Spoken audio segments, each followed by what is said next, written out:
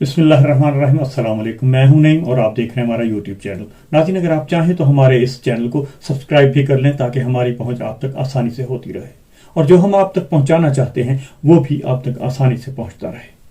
ناظرین، پاکستان فرد اور ہجوم کے فیصلوں اور اختیار کے قبضے میں کیسے آیا؟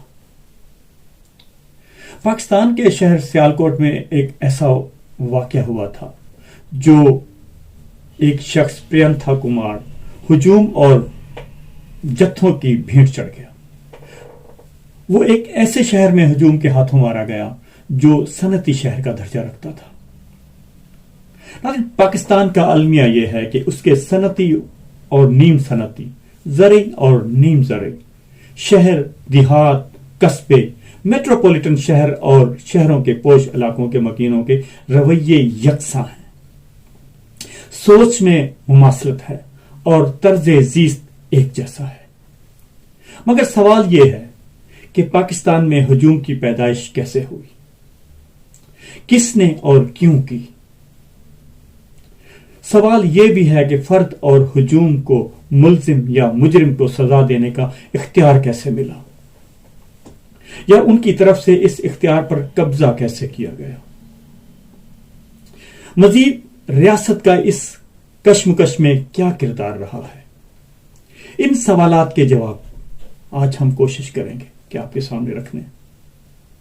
قرارداد مقاصد مذہبی حساسیت کی پہلی اینٹ تھی۔ قیام پاکستان کے بعد ہجوم کی پیدائش، انفرادی سطح پر فیصلوں پر قبضے اور اختیار کی تاریخ کا آغاز مارچ 1949 میں قرارداد مقاصد سے ہوتا ہے۔ یہ اس وقت اس کا آغاز ہوا تھا۔ یہ وہ تاریخی لمحہ تھا جب پاکستان میں مذہبی حساسیت کی پہلی اینٹ رکھی گئی تھی۔ پھر مرحلہ وار اینٹ سے اینٹ جڑتی گئی اور عمارت کھڑی ہوتی گئی، عمارت بڑی ہوتی گئی۔ قرارداد مقاصد کے ذریعے ریاست کو مذہبی بنیادوں پر شناخت اور تشخص کا حق تخفیص ہوا۔ گویا آنے والے وقت میں ریاست کو فرد، افراد کے گروہوں کی زندگیوں کا معاملہ طے کرنا تھا۔ یوں ریاست ہر دور میں فرد، افراد کے گروہوں کو اپنی ضرورت کے تحت اور اپنی مرضی کے مطابق شناخت دے کر زندگیوں کا رخ متعین کر کے انہیں اپنے مقاصد کے لیے استعمال کرتی رہی۔ مگر ریاست کو اس اندیشے کا شاید گمان تک بھی نہیں تھا، ریاست کو اس کا گمان تک نہیں تھا جو امرتا سین نے اپنی کتاب میں آئیڈینٹی اینڈ وائلنس میں ظاہر کیا۔ سوال اہم یہ نہیں کہ مذہب چاہے اسلام ہو یا عیسائیت ہو، ہندو ہو، کوئی بھی مذہب ہو، وہ یا تو امن پسند ہوتا ہے یا امن پسند نہیں ہوتا۔ اس سے فرق نہیں پڑتا کہ وہ عیسائی تھا، ہندو تھا، مسلمان تھا۔ اپنے مذہبی عقائد اور اعمال کو تشخص کے ذریعے دوسرے حوالوں کے ساتھ ہم آہنگ کر سکتا ہے یا نہیں۔ کسی بھی شخص مسلم، ہندو، عیسائی کی مذہبی یا ثقافتی وابستگی کو محض اجتماعی تشخص کے طور پر دیکھنا بہت زیادہ مسائل کو جنم دے سکتا ہے۔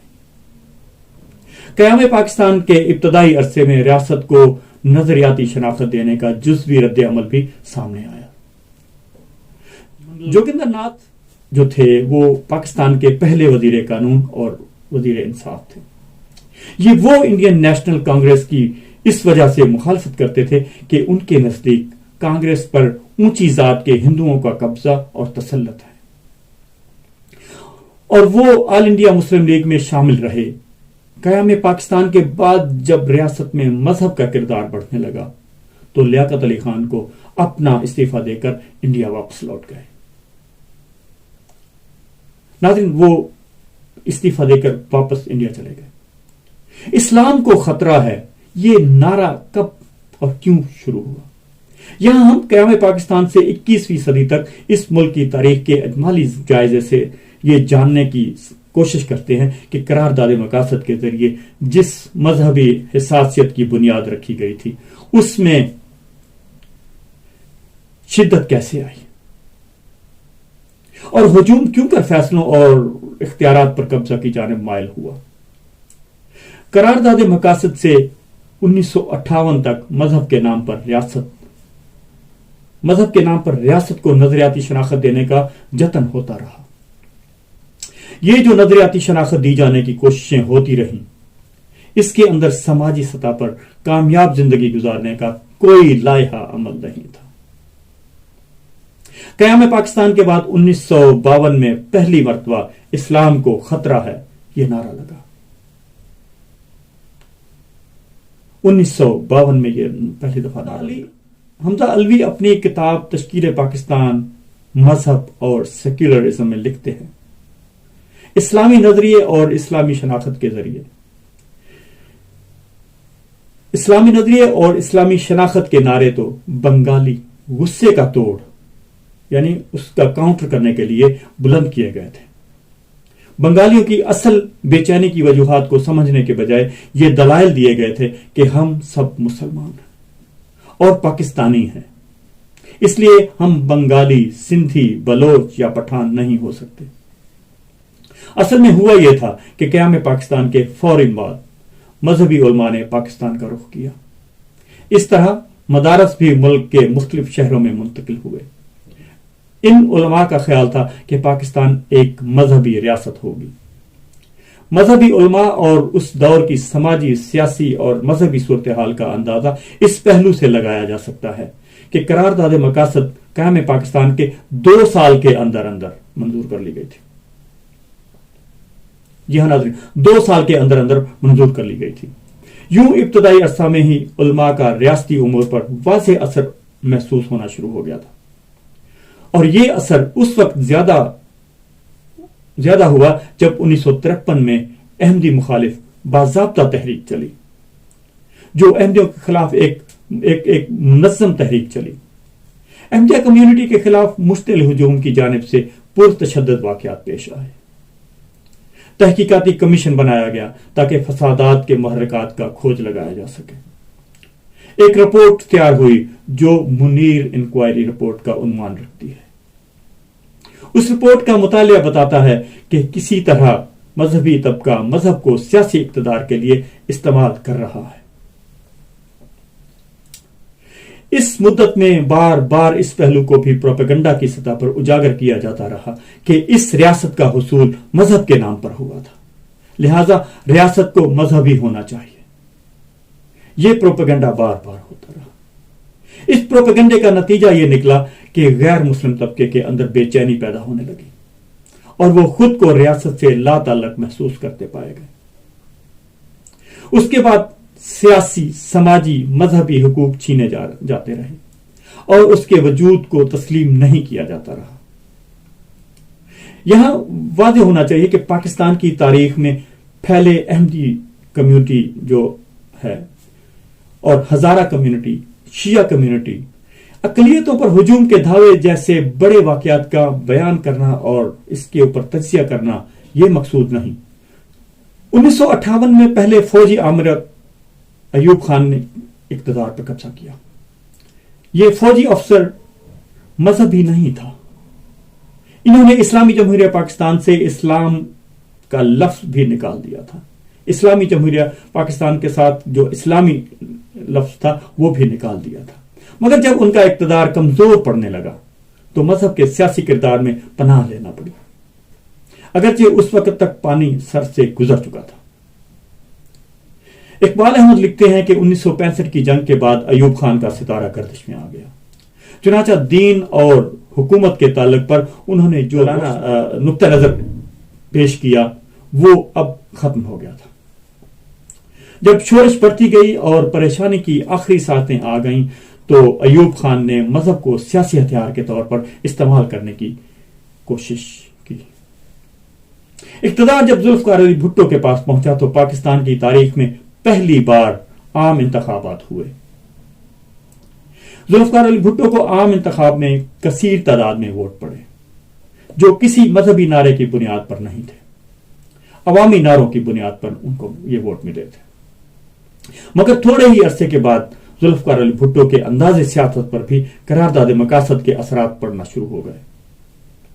اقبال احمد کے مطابق اسلام ازم کے خلاف آخری ہتھیار انہوں نے اس وقت سر تسلیم خم کر دیا جب 1977 کے موسم گرما میں برسر اقتدار رہنے کی آخری کوشش کر رہے تھے۔ ضیاء الحق کو اسلام کے نام پر ظالمانہ اقتدار کو مستحکم کرنے کے لیے تعلیمی اداروں کی صورت میں ایک نہایت مؤثر راستہ نظر آیا۔ انہوں نے مطالعہ پاکستان کی تدریس کو لازمی قرار دیا، جس کے بعد تاریخ کو دوبارہ لکھنے کا کام بڑے پیمانے پر شروع ہوا۔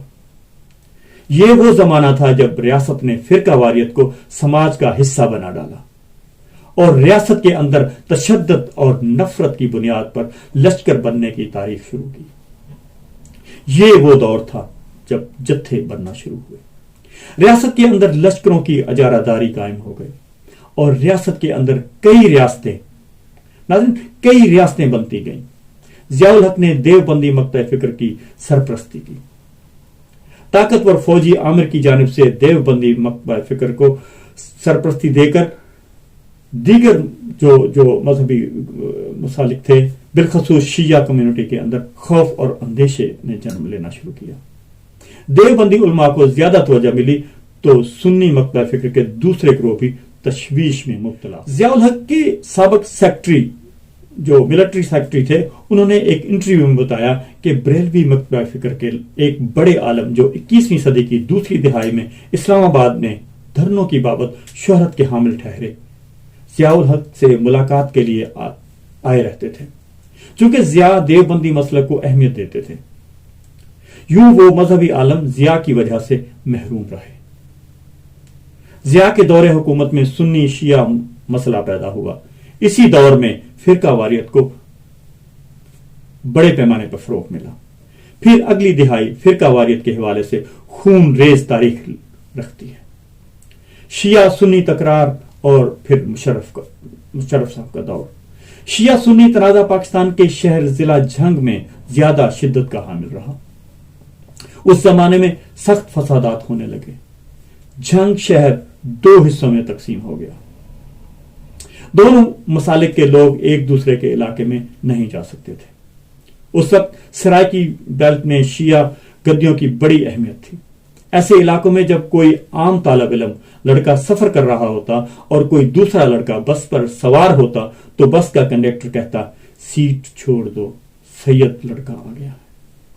یہ حالات تھے اس وقت۔ اس زمانے میں مخصوص مذہبی گروہ طاقتور ہوتا چلا گیا۔ اس مذہبی گروہ کے رہنما کا ایک واقعہ ایک مذہبی انٹرویو میں اس طرح سے بتایا کہ جنگ کی ایک مسجد پر اس مذہبی گروہ کا قبضہ ہو گیا۔ ایک روز نماز جمعہ کے بعد جب چند لوگ مسجد میں رہ گئے تو وہ وہاں پر موجود ایک نمازی نے اس رہنما سے پوچھا کہ پچھلا جلسہ کامیاب کیوں نہیں ہوا؟ تو انہوں نے آگے سے جواب میں کیا کہا، جب تک کسی جلسے میں لاشیں نہ گریں۔ ناظرین، بڑی غور کی بات ہے کہ جب تک کسی جلسے میں لاشیں نہ گریں، لوگ مارے نہ جائیں تو وہ جلسہ کامیاب نہیں ہوتا۔ یہ ان کا جواب تھا اس وقت۔ ضیاء کے بعد جنرل مشرف کے اقتدار پر قبضہ تک سیاسی جماعتیں استحکام نہ پا سکیں۔ 90 کی دہائی میں بے نظیر بھٹو اور نواز شریف کی حکومتیں اپنے طرز حکمرانی میں زیادہ مختلف نوعیت کی نہیں تھیں۔ پھر پرویز مشرف صاحب نے اقتدار پر قبضہ کیا اور اپنے دور میں بلند آہنگ فیصلے کیے، لال مسجد آپریشن کروایا، مگر اس سب کے باوجود مذہبی گروہوں کو ساتھ رکھا۔ مشرف نے 2002 میں انتخابات کروائے جن کی اہم بات مذہبی جماعتوں کا اتحاد تھا، جس کو متحدہ مجلس عمل کا نام دیا گیا۔ اس اتحاد میں 6 مذہبی جماعتیں اتحاد بنا کر ایک پلیٹ فارم پر جمع ہوں، جن میں جماعت اسلامی اور جمعیت علماء اسلام فضل الرحمان گروپ بھی شامل۔ مشرف نے نصاب تعلیم میں تبدیلیاں لانے کی کوشش کی۔ اسلام آباد کی ایک جامعہ کے اس وقت کے صدر شعبہ نے بتایا کہ پرویز مشرف نصاب میں تبدیلیاں لانا چاہتا تھا اور جدید تقاضوں سے ہم آہنگ کرنا چاہتا تھا، مگر وہ بھی مذہبی رد عمل کے خوف سے ایسا نہ کر پایا۔ فرد اور ہجوم کا وہی چہرہ رہا جو ریاست کو پسند ہوتا ہے۔ قرارداد مقاصد کے بعد ریاست کی جانب سے دی جانے والی ہر دور کی شناخت، ہر دور کی شناخت کا نتیجہ یہ نکلا کہ فرد اور ہجوم اور سماج کا وہی چہرہ رہا جو ریاست کو پسند ہوتا ہے۔ اپنی مرضی کی شناخت کی صورت گری ریاست کے پاس کئی ہتھیار تھے جن کا وہ استعمال کرتی رہی۔ یہ قومی سلامتی، حب الوطنی، قومی شناخت، غداری، مذہب، خوف، تشدد، یہ سچ مچ کے ہتھیاروں کی صورت میں تھے۔ یہ سارے ہتھیار تھے۔ پاکستانی سماج نہ بن سکا۔ یہ محض لسانی، علاقائی، ثقافتی، مذہبی و مسلکی، معاشی دیگر مختلف گروہوں کا مجموعہ بن کر رہ گیا، مگر یہ سماج نہ بن سکا۔ اس گروہوں کے مجموعے کو ہجوم کہا جا سکتا ہے۔ آپ ان کو ہجوم کہہ سکتے ہیں مگر سماج نہیں کہہ سکتے۔ اگرچہ ہجوم کے مختلف گروہوں کو اپنی مرضی کی شناخت بھی نہ مل سکی، تاہم جب ان گروہوں کو شناخت سے محروم رکھا گیا اور ریاست نے اپنی مرضی کی شناخت دی تو رد عمل میں ان میں انتہا پسندی کا عنصر تھا وہ پیدا ہونا شروع ہو گیا اور بڑھتا چلا گیا۔ قرارداد مقاصد کے بعد ریاست نے فرد اور سماج کی شناخت اور تشخص کے فیصلے جاری رکھے۔ لہذا ایک وقت میں پاکستانی مسلمانوں کے اندر صحابہ کی حب انگڑائی لے اٹھی۔ نتیجے میں سپاہ صحابہ قائم ہوئی۔ گھر گھر سپاہ کے پرچم لہرا اٹھے۔ مخالف فرقے کی جانب سے رد عمل آیا۔ یوں مذہب کے اندر مسلکی شناختوں کے مابین ایسے خوفناک تعصبات پیدا ہوئے کہ سر تن سے جدا کیے گئے۔ پھر وقت کروٹ لیتا ہے جو صحابہ رضی اللہ کی حب کے علمبردار تھے مبینہ طور پر چن چن کر مارے گئے اور ضرورت کے تحت جزوی طور پر اس حب کو زندہ رکھنے کا پس پردہ انتظام بھی ہوتا رہا۔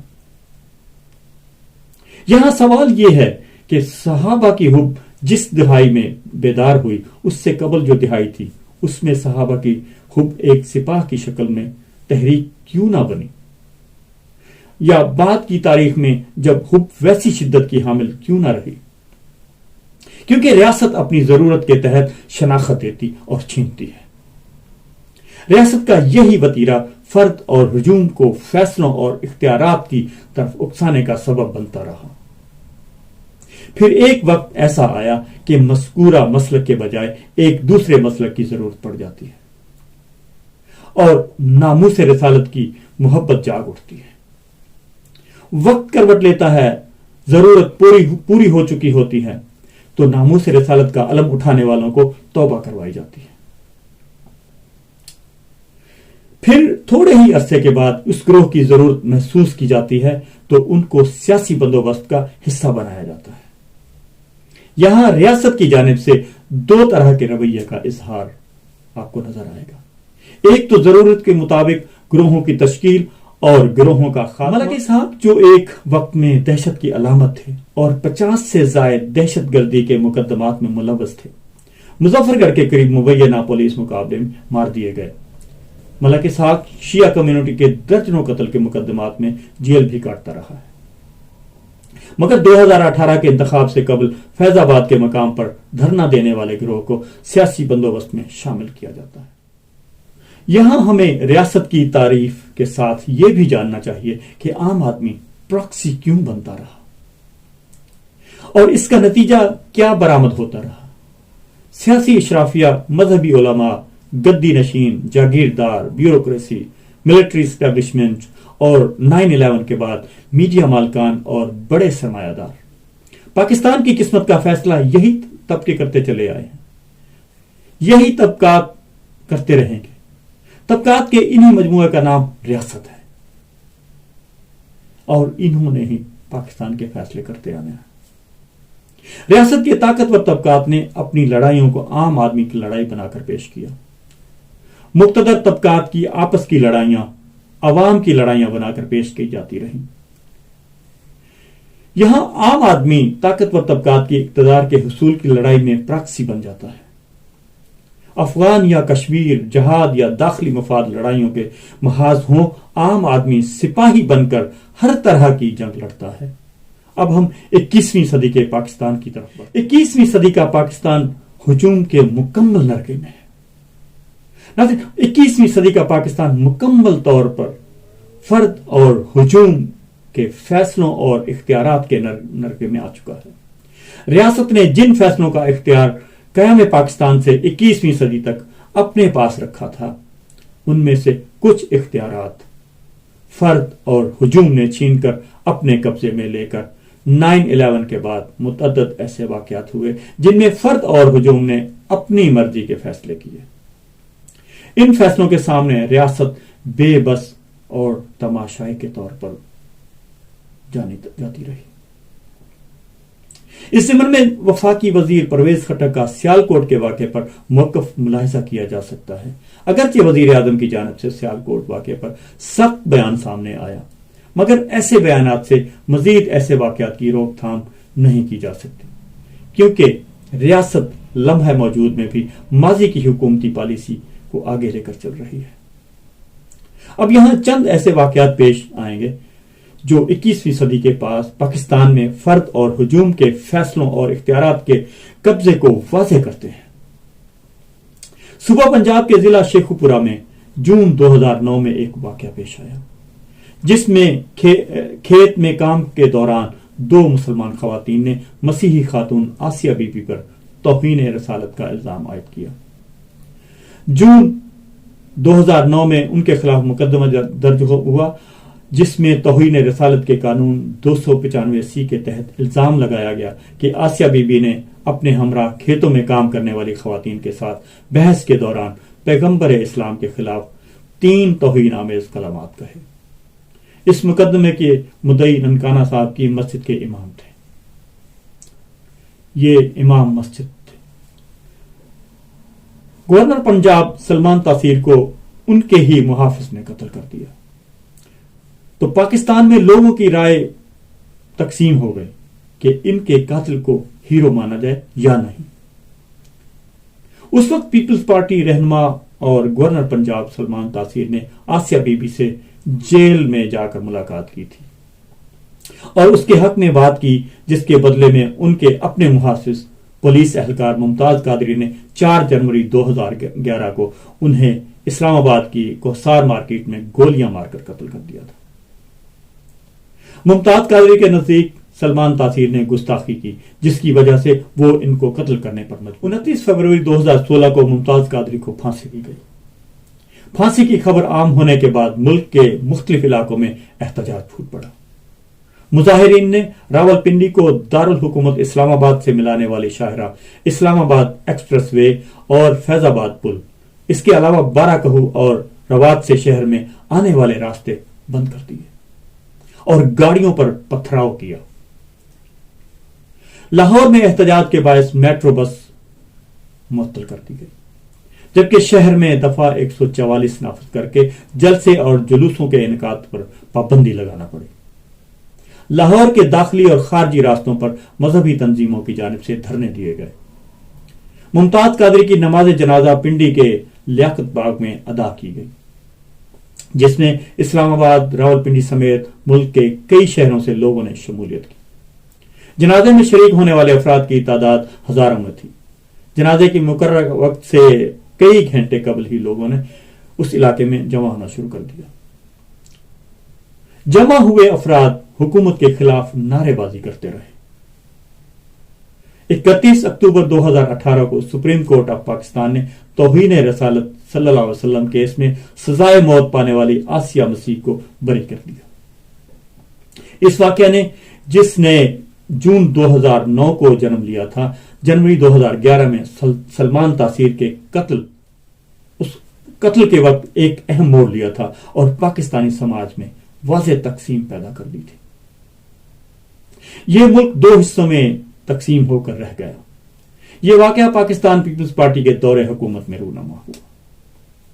पाकिस्तान पीपल्स पार्टी के गवर्नर कत्ल हुआ, मगर हुकूमत और पार्टी की जानिब से सख्त और दो टोक मौक़िफ़ सामने नहीं आया था।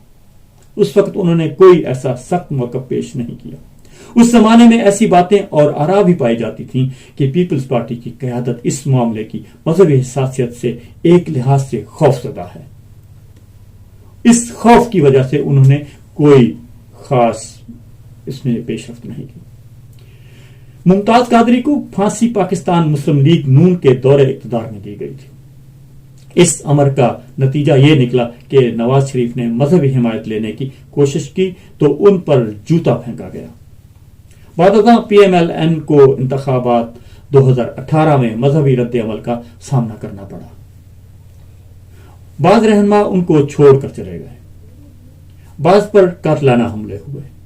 علاوہ ازیں بریلوی مکتبہ فکر نے منظم تحریک کی صورت اختیار کر لی اور انتخاب 2018 سے قبل پی ایم ایل این کی حکومت کے خلاف دھرنے بھی دیے، اور انتخاب سے چند ماہ قبل سیاسی پارٹی کے طور پر رجسٹرڈ ہو کر پی ایم ایل این کے ووٹ بینک کو شدید طور پر متاثر کیا۔ عیسائی شہری شمع اور شہزاد کو توہین قرآن کے الزام میں ایک مشتعل ہجوم نے ماورائے عدالت قتل کر دیا تھا۔ نومبر 2014 میں قصور کے قصبہ کوٹ رادھا کشن میں قرآن کی مبینہ بے حرمتی کے الزام میں مشتعل ہجوم نے شہزاد اور اس کی بیوی شمع کو قتل کیا تھا اور انہیں جلا دیا تھا، پٹھے میں ڈال کر ان کو جلا دیا تھا۔ اس طرح مشال خان کو 13 اپریل 2017 کو مردان کی عبدالولی خان یونیورسٹی میں طلباء اور دیگر افراد پر مشتمل ہجوم نے توہین مذہب کا الزام لگانے کے بعد شدید تشدد کا نشانہ بنا کر ان کو بھی قتل کر دیا تھا۔ اس واقعے کا شدید رد عمل سامنے آیا اور سپریم کورٹ کے اس وقت کے چیف جسٹس ثاقب نثار نے واقعے کا از خود نوٹس لیا۔ اس وقت کے آئی جی پولیس صلاح الدین محسود نے کہا تھا کہ تحقیقات کے دوران مردان میں مشتعل طلباء کے ہاتھوں قتل ہونے والے مشال خان اور اس کے دوستوں کی جانب سے نازیبہ کلمات کے استعمال کا کوئی ثبوت نہیں ملا۔ ان کے خلاف کوئی ثبوت نہیں ملا تھا کہ انہوں نے کوئی کسی قسم کی توہین کی۔ مشال خان پر توہین یا نازیبہ گفتگو ثابت نہ ہو سکی اور وہ ہجوم کے ہاتھوں مارا گیا۔ مارچ 2013 میں بہاؤالدین ذکریہ یونیورسٹی کے لیکچرر جنید حفیظ پر توہین مذہب کا کیس بنایا گیا تھا۔ اس کیس میں جنید حفیظ کے وکیل راشد رحمان کو مئی 2014 میں قتل کر دیا گیا تھا۔ مارچ 2019 میں بہاولپور میں انگریزی کے ایسوسی ایٹ پروفیسر خالد حمید کو کالج کے اندر ایک طالب علم نے خطیب حسین اس نے چھریوں کے وار کر کے قتل کر دیا تھا۔ طالب علم نے پروفیسر خالد حمید پر اسلام مخالف ہونے کا الزام عائد کیا تھا۔ نومبر 2020 میں خوشاب میں بینک کے سیکیورٹی گارڈ نے بینک مینیجر عمران حنیف کو توہین مذہب کا الزام دے کر قتل کر دیا تھا۔ جب قاتل تھانے پہنچا تو راستے میں اس کے حق میں نعرے بازی کرتا ایک بہت بڑا ہجوم ہمراہ ہو گیا۔ ہجوم میں سے بعض افراد اس کا بوسہ لیتے بھی پائے گئے۔ سیالکوٹ کے حالیہ واقعے نے ہجوم اور فرد کے فیصلوں اور اختیارات کے قبضے پر مہر سب کر دی ہے۔ ان جتھوں نے مہر لگا دی ہے۔ ریاست نے طویل مدت جو پالیسی اختیار کیے رکھی ہے، یہ اس کا نتیجہ ہے کہ 21ویں صدی میں کئی گروہ اور جتھے اس کے کنٹرول سے باہر نکل کر متوازی طاقت کا روپ دھار کر ملکی، سماجی، سیاسی نظام کو متاثر کرتے چلے گئے۔ یہ سلسلہ رکنے والا نہیں، کیونکہ اس کے لیے ریاست کو اپنی پالیسی کو یکسر تبدیل کرنے کی ضرورت ہے، مگر یہ طاقتور طبقات کے مفاد میں نہیں۔ ناظرین، اگر آپ کو آج کی ہماری یہ ویڈیو اچھی لگے، پسند آئے تو اسے لائک شیئر ضرور کیجیے گا۔ ملتے ہیں ایک اگلی ویڈیو میں، تب تک کے لیے اللہ حافظ۔